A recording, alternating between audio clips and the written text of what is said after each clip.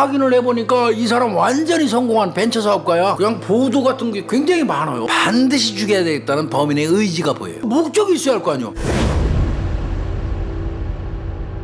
유족 면담을 했어요. 사장이 아주 강력하게 의심된다. 야, 그럼 너한테 저 문제 생기면 그럼 보험금은 사장이 다 가는데. 집으로 돌아오면서 출발해갖고 5분도 안 됐는데 트렁크에서 갑자기 불이 번져. 그때 트렁크 뒤에 휘발유가 5통이 있었대요.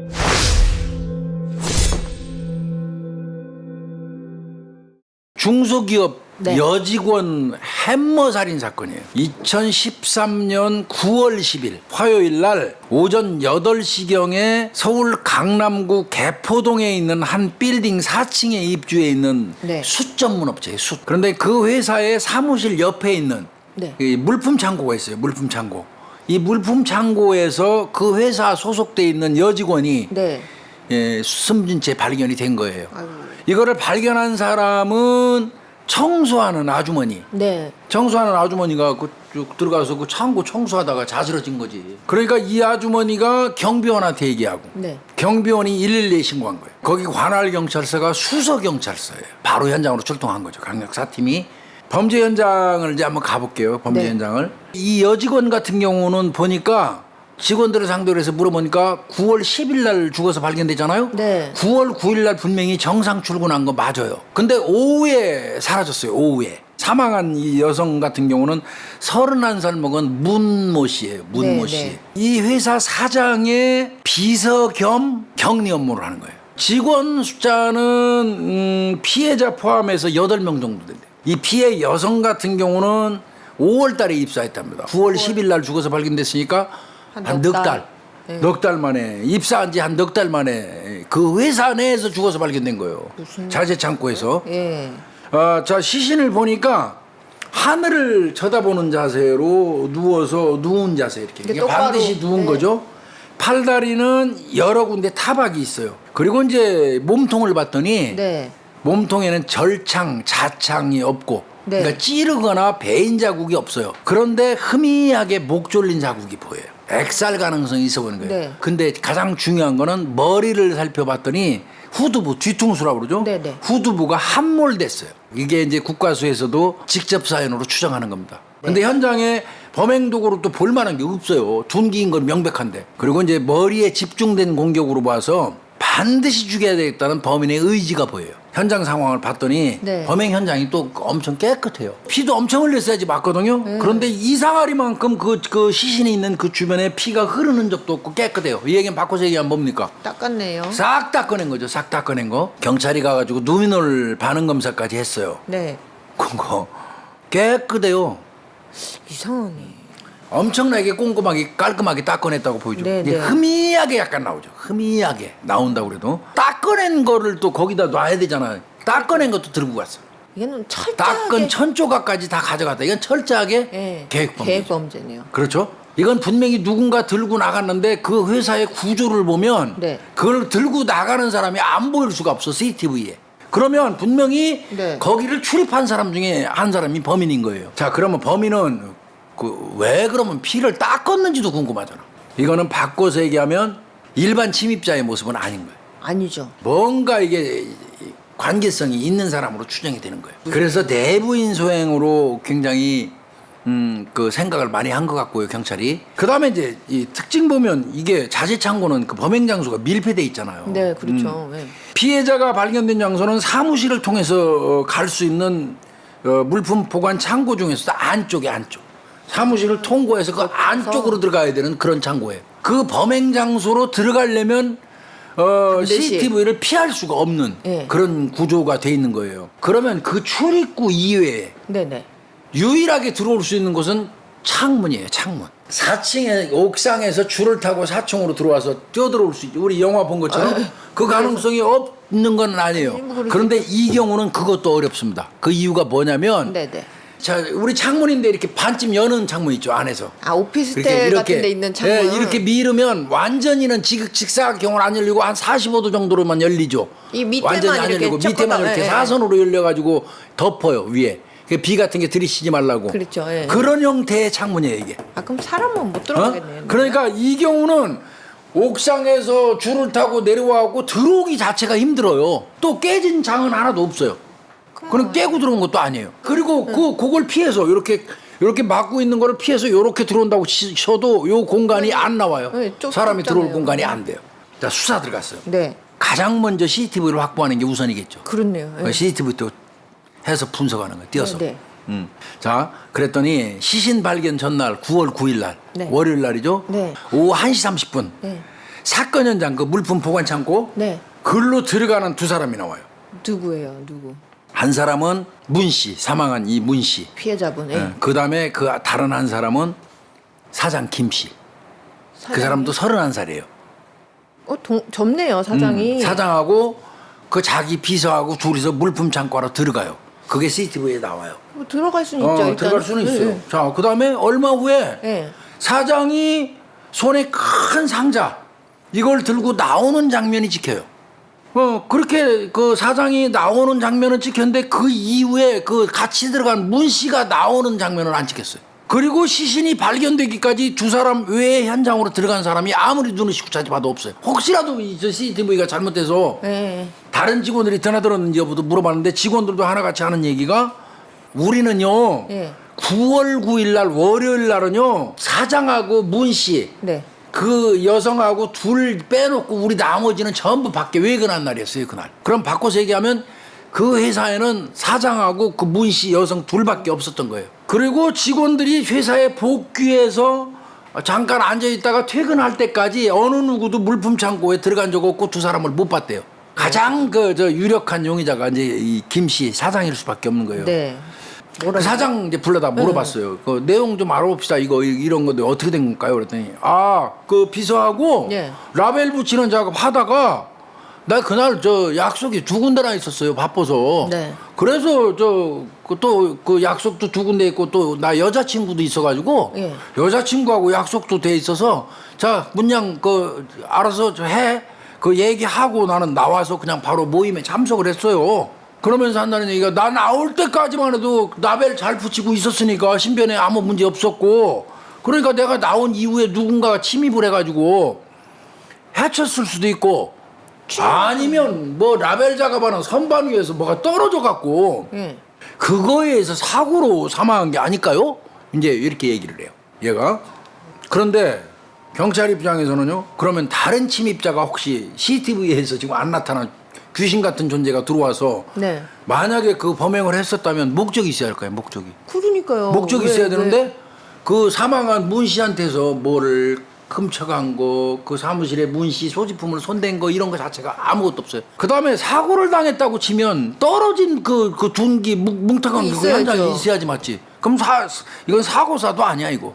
또 상처하고 이 접목시켜봐도 부합돼야죠. 안 맞고. 네. 그러니까 이건 아니야. CCTV에 그런데 분명한 건 다른 들어온 사람이 없잖아. CCTV에 안 비치고 들어가는 방법은 없는 곳이고. 네. 사장밖에 없어요. 사장밖에 현재는 없어요. 네. 그러나 경찰 입장에서 보면 왜 죽였냐고요? 유력한 용의자지만 얘가 죽일 만한 동기가 있어야 되잖아. 또 자기 여직원 그렇죠. 아무 왜, 이유 없이 때려 죽일 일은 없잖아. 자 확인을 해보니까 이 사람 완전히 성공한 벤처 사업가야. 젊은 지금 언론에 사업가네요. 막 소개되고 이 성공된 사업체 운영한다고 네.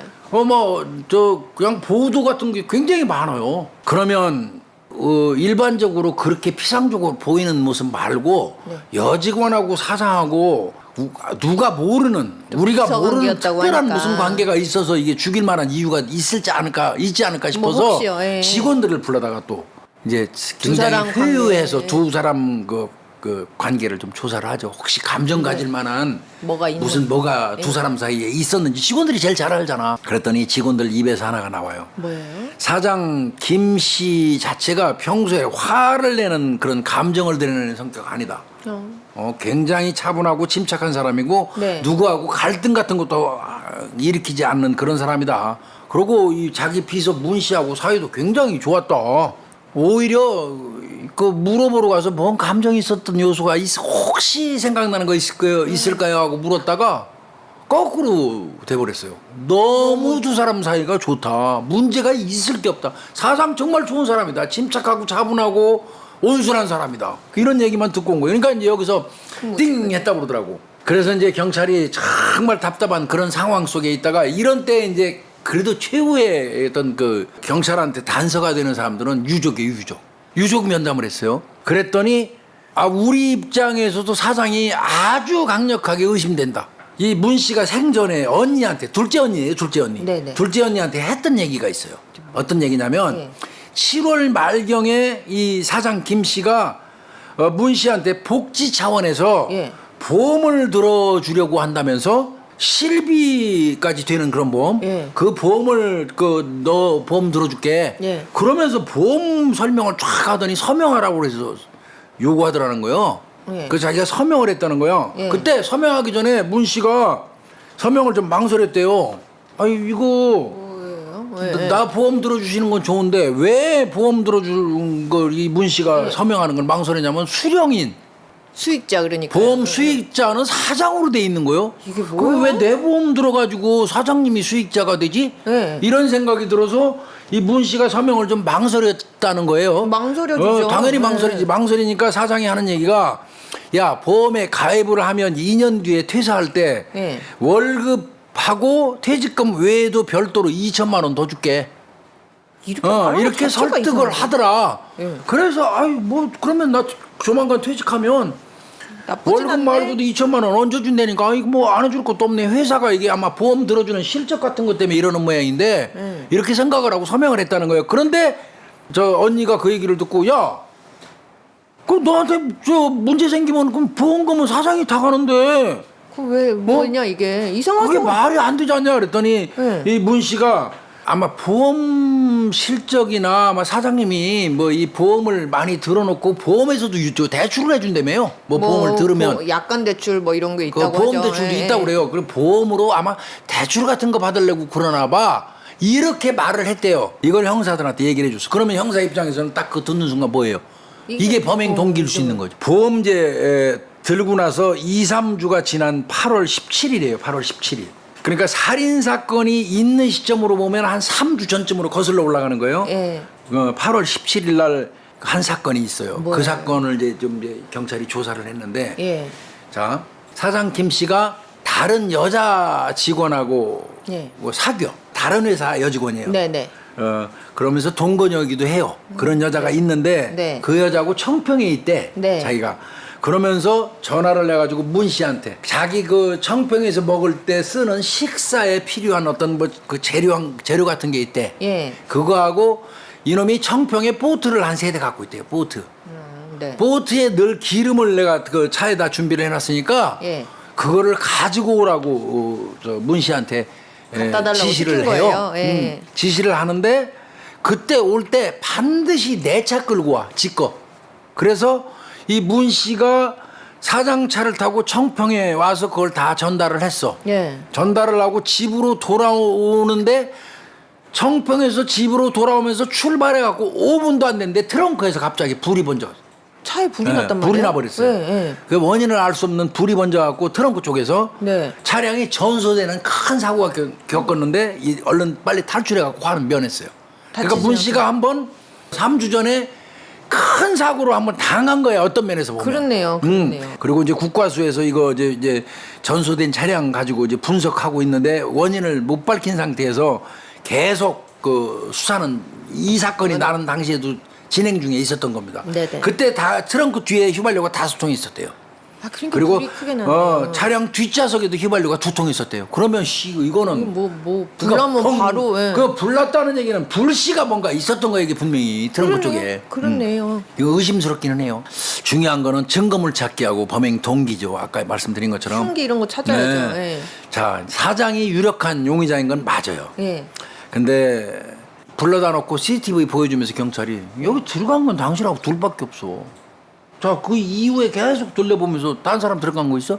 귀신이 날로 들어갔습니까 거기?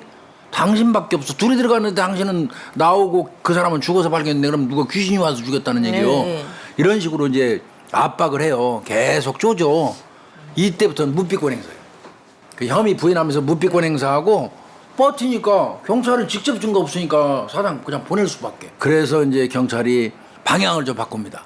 어떻게? 이 사장의 오피스텔에 살아요, 이 사람이. 네. 거기 주변을 이제 수색하고 탐문을 하기 시작해요. 사장이 나올 때 분명히 이따만한 박스 아유, 맞아. 들고 나오는 모습이 있거든. 이거 어디 갔어요? 그 속에 피 닦은 헌금이나 범행 도구가 들어있을 개연성은 높잖아요. 네. 그러면 그걸 들고 가서 그날 나와가지고 얘가 이동한 데 있잖아. 모임도 있고 뭐 했으면 모임에 그거 들고는 안 갈 거 아니야. 애인 만나면서 그거 들고 안 갈 거 아니야. 못 가죠, 못 그러면 일단은 어딘가 처분하기 위해서 갔는데 집일 가능성이 많잖아. 그렇죠. 옷도 갈아입고. 그래야 되고. 그래서 얘가 거주하는 오피스텔에 집중하는 거예요. 오피스텔을 기점으로 해서 그 주변 그 원을 딱 그려가지고 CCTV를 다 까는 거예요. 어디다가 그 상자를 처분한지 확인하려고. 네네네. 그 과정에서 시신이 발견되고 그 다음날 9월 11일 날 오피스텔이 있는 그 인근에 이렇게 거기를 스쳐 지나가는데 뭔가 들고 있는 모습이 있어요. 예. 거기를 집중 수색을 했어요. 담하고 건물 사이에 이렇게 틈이 있어, 틈. 건물과 건물 사이 조그만한 그 틈, 조그만한 예, 틈 예. 누가 보지도 않는데 예. 그 틈새에 요 상자가 딱 보이는 거예요, 그 안에. 이 들고 나왔던 네, 상자요? 상자가. 예. 그 이건 정말 잘한 거예요.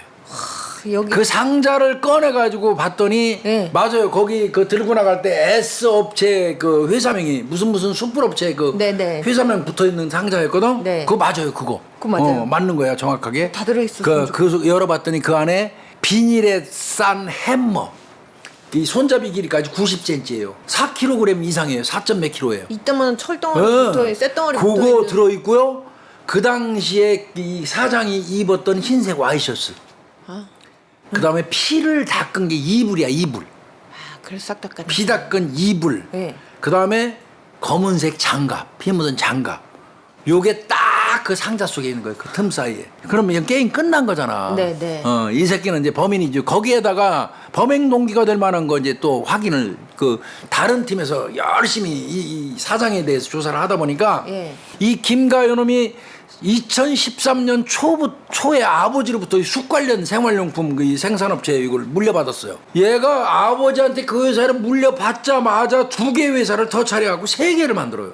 확장을 했어요. 확장한 건데요. 네. 언론에는 젊은 벤처 사업가로 막 인터뷰 엄청 했어요. 그러니까 잘 나가는 거야. 예. 그런데 얘가 특징이 뭐냐면 씀씀이가 커요. 돈 이건 얘기. 그래가지고 고급 요트도 2대. 예. 그렇다가 사건 발생 한 달 전에 8월에 또 하나 더 구입해요. 그래 요트가 3개. 네. 고급 외제차도 3대 갖고 있어요. 수시로 바뀌었대요, 그것도. 승마하고 골프를 취미로 한대요. 그 지인 상대로 얘기를 들어보니까 얘 항상 그런 얘기했대요. 야, 사람이 말이야 김밥을 먹고 살아도 일단 겉을 제대로 하고 다니면 보이는 시야가 달라져. 그 과정에서 내가 높은 사람들하고 이렇게 만나게 되면 나도 그런 사람들 반열에 올라가는 거야. 이게 의식구조 자체가 골 때리는 새끼 이거. 이게 겉멋들었네. 겉멋들은 거지 이거. 이게. 그런데 문제는 정작이 회사 2개 더 확장했지. 네. 요트 사야 되지. 외제차 수시로 사야 되지. 승마 골프 해야 되지. 그러다 보니까 자금이 딸리잖아. 그러니까 회사 명의로 해갖고 8억 원의 대출을 받아요. 그런데 그 8억 받았는데도 그것도 금방 바닥나지. 대출을 그럼 이자도 못 내는 이제 그런 상황이 온 거야. 네. 강제 집행 당하게 생겼어. 회사 자, 명의로- 월급은 또 직원들 그 월급은 밀리지. 직원들 한 3개월씩 월급 밀리니까 어떤 직원 같은 경우는 저 월급 안 받고 나가버렸어. 돈 못 받아. 퇴직금도 못 받고 네. 이런 일도 있었다고 그래요. 그 임대료 사무실 임대료도 못 주겠지. 지 오피스텔도 보증금 1,000만 원에 월 85만 원이야. 그러니까 진짜 김밥 저 먹어야 되는 게 맞아. 네. 넉 달째 못 내고 있는 그런 상황이 왔던 거예요. 그러니까 경찰 입장에서 볼 때는 겉만 봐가지고는 잘 나가는 중소 벤처기업이지만 깊숙이 들어가서 수사를 해봤더니 얘는 범행 동기가 충분한 거야 이거. 보험금 노린 범행 자체가. 쪼달리는 상황이네요. 그러면 이제 여기 경찰이 찾을 건 다 찾은 것 같아. 그렇네요. 보강할 네. 수 있는 거. 네. 그래서 7월 말에 김 씨가 이 문 씨 사망한 사람 이 여성 그 명의로 해서 61만 1,230원 내는 그 임원보험에 가입을 시켜요. 임원. 한 달에 요 네. 정도 내는데. 그래서 입사한 지 한 석 달밖에 안 된 평직원 문 씨를 보험계약서상의 직책을 임원으로 허위기재를 내가지고 네. 보험을 들어주는 거예요. 그런데 물류 창고 직원도 한 2명 정도 보험 들었었대요. 얘가. 똑같은 이런 보험이요? 네. 어휴. 근데 그 사람들은 그만뒀다고 그러더라고. 어휴. 그 사람들도 이 사건 나고 난 다음에 섬찟했을 것 같아요. 깜짝 놀랐겠네요. 그죠? 예. 자, 보험 내용은 문 씨가 사망할 시에 회사 대표 김 씨에게 일시금으로 5억 원. 그리고 55세가 될 때까지 매달 800만 원씩 지급. 총 수령 금액이 약 27억 원. 26억 9천만 원 이상에 해당되는 거예요. 이 정도 되면 범행 동기 뭐 이거 다 나오는 거 아니에요. 이제 그러니까 바로 검거해 버렸죠. 증거물까지 확보했으니까 바로 경찰이 추적해가지고 사건 발생 3일째 되는 날 시신으로 발견된 날로부터 이틀째 되는 날. 그 빨리도 갔죠, 그죠? 네. 9월 12일 날 이 김가를 이제 긴급 체포합니다. 일단 체포요, 긴급으로. 긴급 체포. 긴급 체포해가지고 이제 조사를 하는데 이제 죽인 거는 인정을 해요. 죽인 건 맞대요? 죽인 거 인정하는데 범행 동기는 황당해요. 뭐라고 얘기를 해요? 자, 9월 9일 날 월요일 날 오후 1시 반에 네. 물품 보관 창고 라벨 그 부착 작업을 하려고 창고에 가서 둘이서 작업을 했다. 자신이 선반 위에 보관해 두었던 햄머를 꺼내려다가 선반 위에다가 햄머를 놨대요. 90cm 되는 그 햄머 4kg가 넘는 그걸 꺼내려다가 실수로 그 문 씨 머리 위로 떨어뜨렸대. 말도 안 되지. 떨어뜨렸더니 문 씨가 에이씨 그러면서 신경질을 냈대. 그래서 순간 화가 확 치밀어 끌어올랐대 자기가. 그래서 우발적으로 범행했다. 얘. 그러니까 우발이라 계획이 아니고 우발이라 이제 이거 저 쥐새끼 같은 놈이 이제 빠져나가려고. 어찌됐건 우발은 계획범죄보다는 싸잖아. 그렇죠, 처벌이. 그렇죠. 이 주장을 끝까지 한 거 이게. 법정에서도 계속했어요. 그렇지만 경찰이나 검찰은 보험금 살인 목적이다. 이거 보험 살인이죠. 이거. 그래서 보험금을 노린 계획 살인으로 아주 완벽하게 딱 짜가지고 기소해 버린 거예요. 그래서 이제 재판이 이제 진행되는데 2014년 3월달에 서울중앙지방법원에서 이제 1심이 열렸어요. 거기서 이제 창고 들어가는 모습이 딱 너 다 찍혔 너다 나온 사람 없고 그랬더니. 다른 누군가 창문을 통해서 들어와서 범행을 저질렀을 거라고 얘기를 했고요. 그러면 너 집 주변에 네 오피스텔 그 옆에 그 건물 틈 사이에서 네가 들고 나간 그 물건 다 발견됐어. 그랬더니 이거 누군가 조작한 거다. 갖다 놓은 거다. 나를 뒤집어 씌우려고. 미친놈이야 이거 완전히. 미쳤네요 이거. 이렇게 주장하기도 했고 재판부가 그거 받아줍니까? 안 받아주죠. 그 말도 안 하는 소리라고 그랬지. 그거 안 받아줬어요. 그러면서 범행 결과에 대한 무감각한 피고인이 자유롭게 사회생활을 할 경우에 다른 피해자가 발생하는 위험성을 배제할 수 없다. 평생 참여하고 잘못을 반성하는 시간을 갖도록 김 씨를 우리 사회에서 영원히 격리시키기로 한다.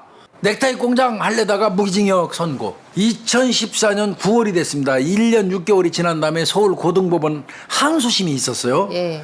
문 씨가 살해당한 것이 아니라 앉은 채 일하던 중에 의자가 넘어지며 뒤통수를 부딪혀 사망했을 수도 있다 하고 추가적으로 변호인을 통해서 주장을 했어 또.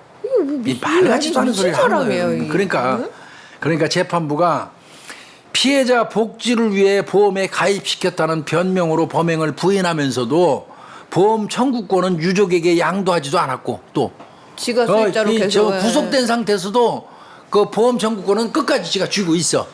그러면서 안 받아주고 기각을 해버렸어요. 그러면 이제 여전히 무기징역이죠.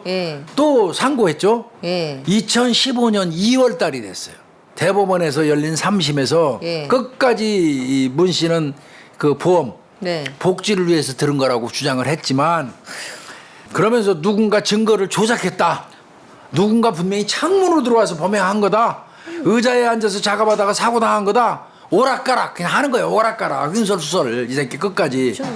그래도 상고 기각 무기징역으로 확정됐습니다. 그래서 지금 이 순간에도 교도소에서 살고 있습니다. 교도소에서 아주 뼈 빠지게 고생하면서 참여하면서 살기를 바라고요. 돌아가신 그 문 씨 명복을 저희들이 빌겠습니다. 또 가족분들 혹시 보신다면 힘내시기 바랍니다. 오늘은 중소기업 여직원 햄머 살인 사건 좀 다뤄봤습니다. 고생했어요. 감사합니다.